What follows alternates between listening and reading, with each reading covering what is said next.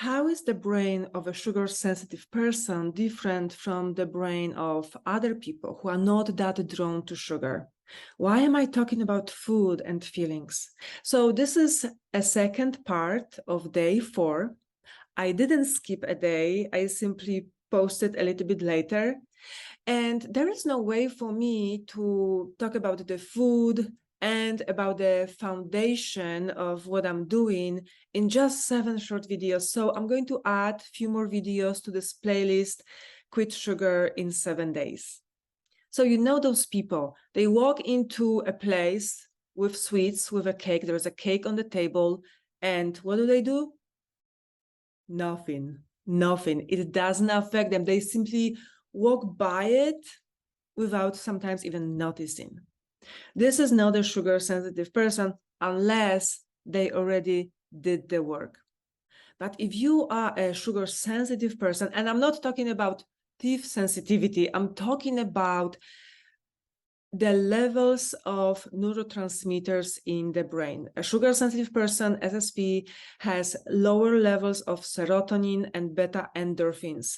And we just want to bring the levels up by eating sweets. But there is another way. There is a way of changing the levels of chemicals in the brain by eating in a different way that supports the brain. So if you are a sugar-sensitive person, you are at a place where there are people and there are sweets,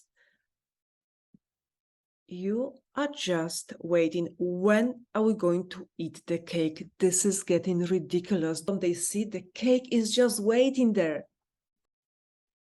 Because you know that when you eat that cake, you will finally feel calm and at peace. But did you know that it's possible that when you work with your food and your feelings, one day you are going to walk into that room, and after a while you will notice, oh, there are some sweets here. Wow, I'm not that drawn to those sweets anymore. It will feel so new and so refreshing. You will feel calm and at peace because you feel in control. You have more power over the cake. The cake does not have the power over you anymore. So what I'm sharing with you is actually based on findings from Kathleen DesMaisons, who helped thousands of people with sugar sensitivity, sugar addiction, and alcohol addiction. The steps that she used were focused around the basics, the breakfast, the protein, the food that people ate, the mental support, work with the feelings, understanding the feelings. As you go through the changes, you might experience a change in personality.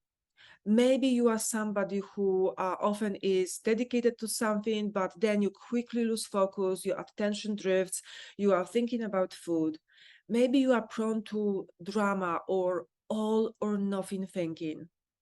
And you may be moody, you may be stubborn, and sometimes you blame yourself that you lack willpower and self-discipline. Believe it or not, it is all related to brain chemicals and your diet. When it comes to my beliefs, I had to sometimes suspend my beliefs.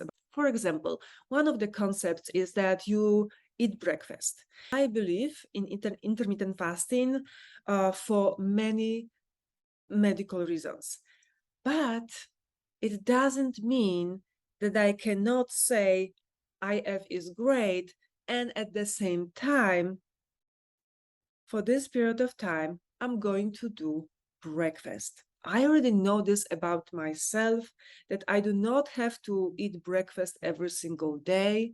But when I come back to balance, when I already fight my sugar addictions, when I feel free around sweets, I can move on to intermittent fasting and keto, of course.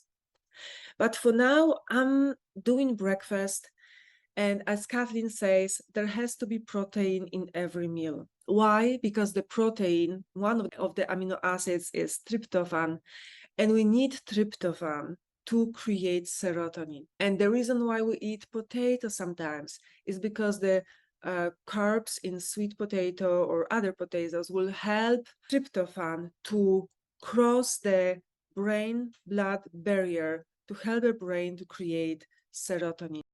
When we are not aware of nutrition, we are going to intuitively eat something sweet. But if we eat sweets, it may raise the levels of neurotransmitters for a moment, but in the end, it's going to create even bigger crash and even more problems. So we really want to walk away from this. Okay, so see you in day 5.